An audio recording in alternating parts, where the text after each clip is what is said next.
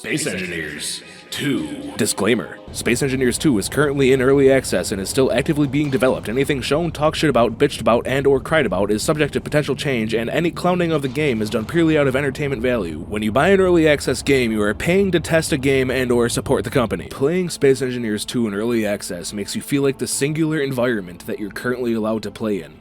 Empty. Because that is what the game currently is.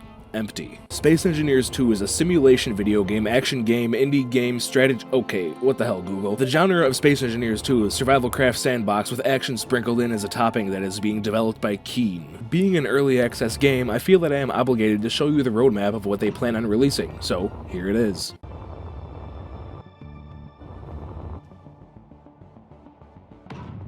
For the story of Space Engineers 2, there is none currently in the game, but there is a grayed out menu option for the campaign mode where you will play as some dude named Mosov and deal with the loss of passengers and navigate a complex social landscape blobbity blah fucking blah. Let me make gigantic malanatomy shaped spaceships with a Gatling railgun in the head like in Space Engineers 1. Put that in your pipe and smoke it, nerd. As to if the game's trying to target people who like a good story, well, I don't know because it's not out yet.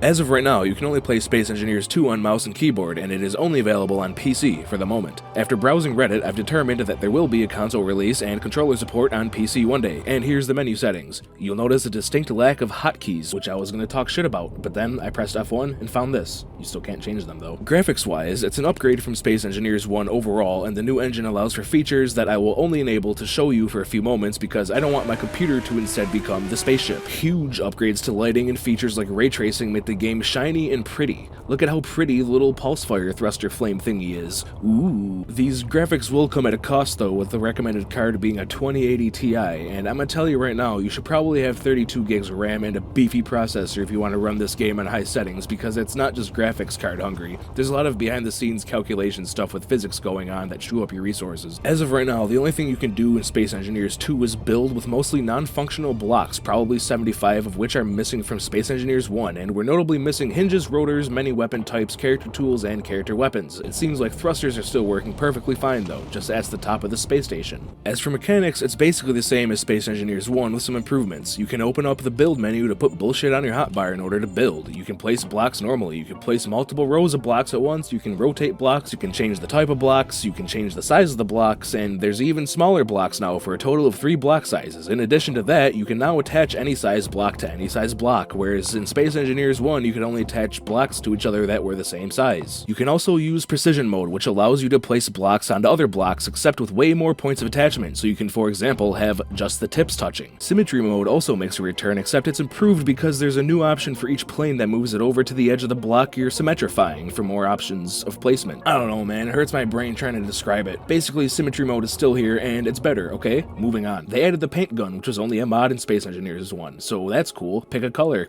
click a block, it turns that color. Simple. You can now hit Ctrl-Z to undo the last action, as well as Ctrl-Y to redo the last action, and Ctrl-C and V to copy and paste grids onto each other to make Frankenstein-esque abominations. One thing to note is that the destruction system has been improved. Damage now registers in a more realistic way and causes things to fall apart in a better, more realistic way. Just look.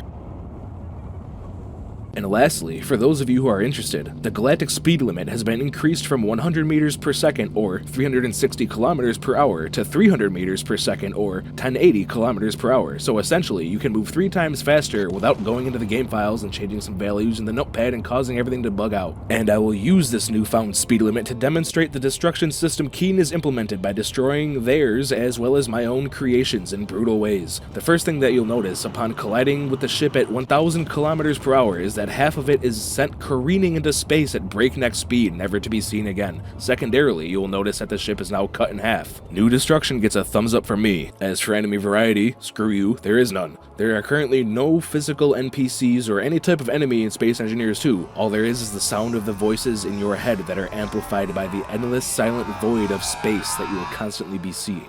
Multiplayer. You guessed it. Screw you, there is none. yet. There definitely will be eventually, unless they for some reason shut down the entire project. Currently, there are no cosmetics. However, if you're a true space engineer, you can purchase the Pioneer Edition, which unlocks a breathtaking soundtrack, exclusive content, and yeah, I'm not buying this bullshit. Who the hell sits down at their computer after a long day of work and just thinks to themselves, ah yes, let me relax by turning on my breathtaking Space Engineers 2 soundtrack? Nobody. That's who.